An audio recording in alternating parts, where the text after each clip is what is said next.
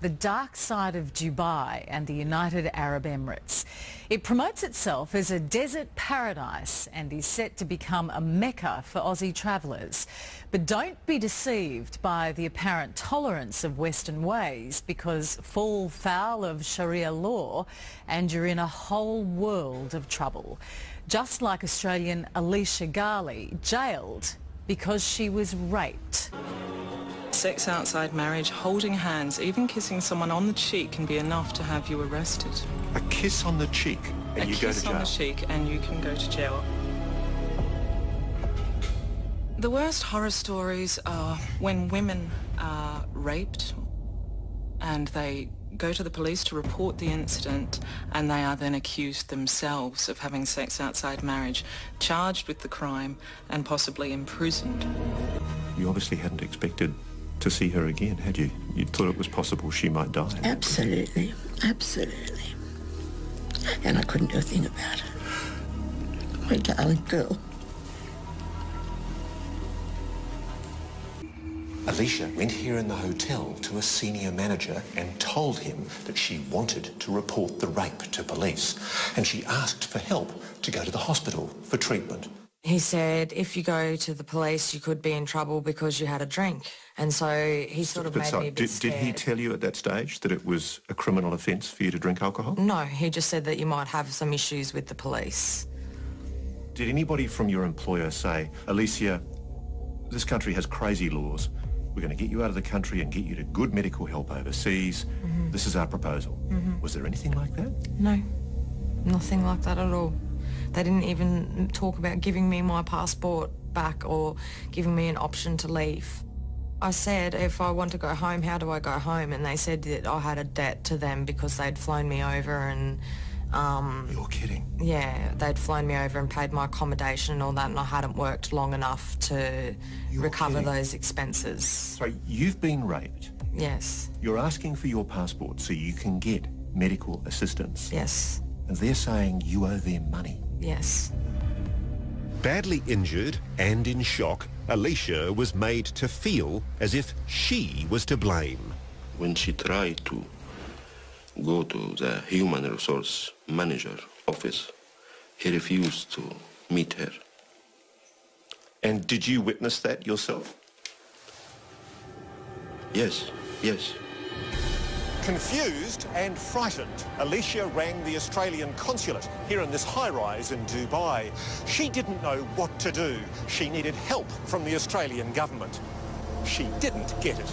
In legal documents, the woman Alicia spoke to at the consulate is identified as Gail Miller. All she said to me is reconsider your need to be in the country at this time, and that if I had been drugged, there could be issues with drug laws in the country and that I could face life imprisonment. And I explained to her that the hotel was holding my passport and that I couldn't go anywhere. Did she offer you an emergency passport to get you out of the country? No. No. She tried to get help, didn't she, from both the hotel? Yes. And the embassy? Yes. What do you think of the help she received? Alicia was neglected. Sue is Alicia's mum. Back in Australia, all she could do was try and comfort her daughter over the phone. She'd say, I don't know what to do. I said, I don't know what to do. I couldn't help her. Alicia Ghali was in a strange country with no one to turn to and no one knew of her plight. And that's because the Australian government was actively trying to suppress her story. They told her family not to speak to the media, not to make a fuss. At the same time, hotel management was applying its own pressure, warning her against going to hospital or the police. But the pain of her injuries became too much. I was in agony. I had 4 broken ribs on one side. Four broken ribs. I went to the hotel and said, I'm going to have to go to the hospital. They, at that point, said, well, the police will become involved. They became quite aggressive towards me. So the hotel didn't even help you to go to the hospital? No. I called a taxi on my own. At this hospital, Alicia was examined. Her injuries consistent with being bashed and raped. They said, do you want to tell the police so that the men can be arrested, and I said, the hotel told me that I might have some issues with the fact that I had a drink, and they said, no, don't worry about it, you're a Christian, you're not Muslim, it's fine. You report the rape. What Alicia didn't know is that being raped was essentially the same as having sex outside marriage where the sex is consensual, and that she would be charged with the same offence as those who assaulted and raped her. Michelle James is Alicia's Australian lawyer. It was Islamic Sharia law that would now determine Alicia's fate and the fate of the men who'd raped her. My understanding is that for there to be a conviction of rape in the UAE, that there need to be 4 adult male Muslim witnesses who can provide evidence that the sex was non-consensual. You're kidding. That's my understanding. So a woman can only prove that she has been raped if there are 4 adult Muslim men watching the rape. Who are prepared to say that the sex was non-consensual. Alicia followed the hospital's advice and went to this police station to give a formal statement in the hope that the men who'd drugged and raped her would be arrested. Did you realise at that stage you were in trouble? No, I thought I was just signing my statement as to what had happened. Is that statement in English? No, it was in Arabic. I said, I can't sign this, it's not in English, and they basically gave me the impression I would be in trouble. He told me I'd be in trouble with the judge wouldn't like it if I didn't sign. What Alicia couldn't have known is that the statement was in fact a confession to sex outside marriage, to damaging honour, promoting sin and drinking alcohol. As soon as she'd signed, she was taken directly to an Islamic court. Then the 3 men who'd raped her, all hotel employees, were brought into the court, handcuffed. Alicia thought she was testifying against them, but she was actually on trial with them. You think that these men are facing criminal charges for rape? Yes. They came in with shackles. You're just a witness? Yes. Nobody's told you that you're now under suspicion? Yes. As a criminal? That's right. But more importantly, why should any woman who's a victim of rape be accused of any crime? Yeah, I know. The trial lasted less than 30 minutes. I didn't realise until after I'd finished giving my statement and I was being led into a different direction the way that I'd came. And I said, where am I going? What's going on? And the judge said to me, you're going to jail. And I said, what for? And he said, you drank. And I said, but I drank in a staff bar and I'm Christian. And he said, doesn't matter, you don't have any rights here. You sure don't.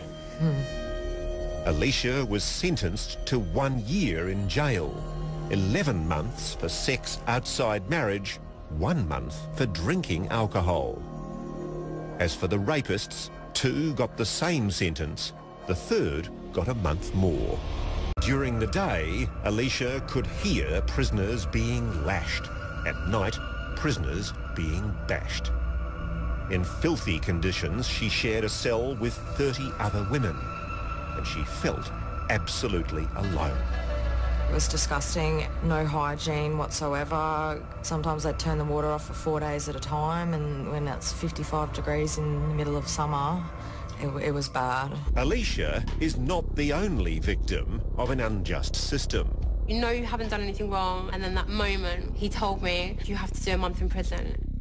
It's shock, just absolute shock. It's what traps many Westerners. A seemingly tolerant society that paints itself as free and easy. But it's not. Charlotte Adams was in this diner when she found out the hard way that this country is not the West. With 4 male friends, Charlotte came here for a late-night snack after an evening out. Earlier, she'd given Eamon, a fellow Londoner, a friendly kiss on the cheek to say hello. They finished their meal, they paid and left, only to be stopped by the police. They arrested you? Yeah, there and then on the spot. What did they accuse you of? They didn't say anything at first. They didn't say anything. We got driven to Jebel Ali police station and they called us in one by one And then he was just asking me, like, what I'd been doing that evening. So I said, you know, we've just been out, like, got some food. He was like, were you kissing him? And I was like, no. And he's like, did you kiss him? And I was like, well, we would have kissed on the cheeks to say hi, but apparently as soon as I said we kissed on the cheek, that was it. It was like, kissing on the cheek is illegal. Charlotte spent 23 days behind bars before being deported. It portrays itself as being really progressive and forward-thinking and the new Middle East, as they call it, but it's not. Let me count the ways that Starwood, the world's second largest hotel group, the owner of the Sheraton and Westin brands, assets of over $8 billion, has let Alicia Ghali down. They failed to warn her of the risks of reporting a rape in the UAE. They refused to return her passport, so she couldn't even leave the country.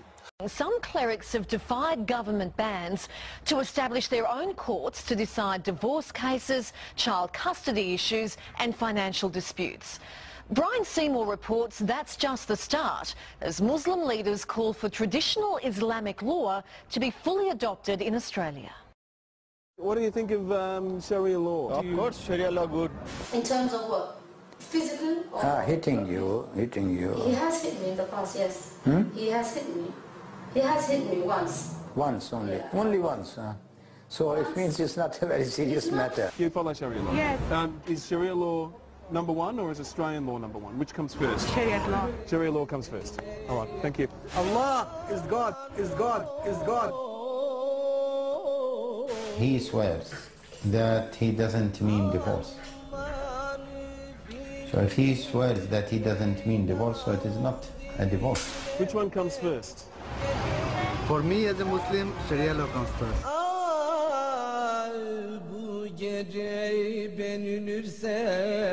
If you say raja'tu, okay, it means that you have divorced her.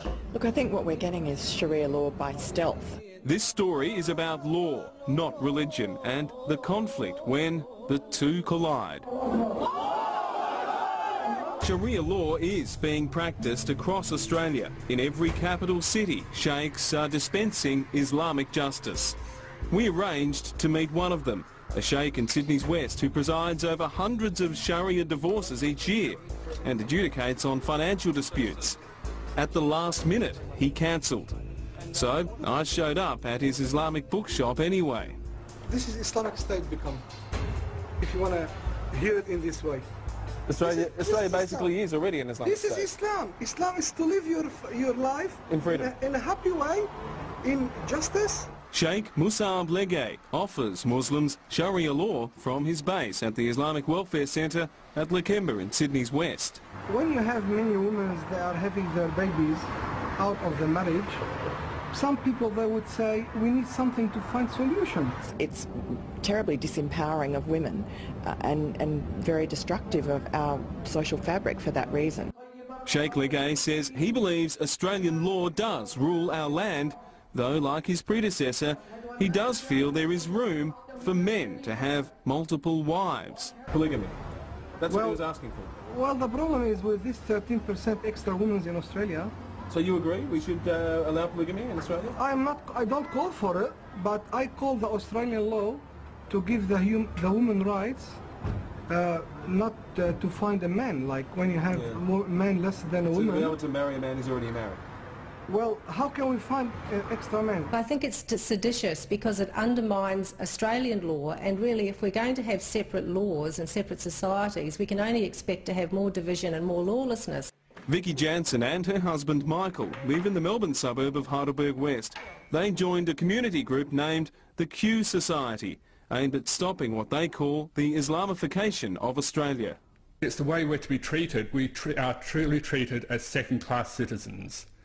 Under anything to do with Islamic law, women are not treated equally, non-Muslims are not treated equally. Sharia law and Australian law, it will be a little bit contradictory. Should we have Sharia law in Perth, in Sydney?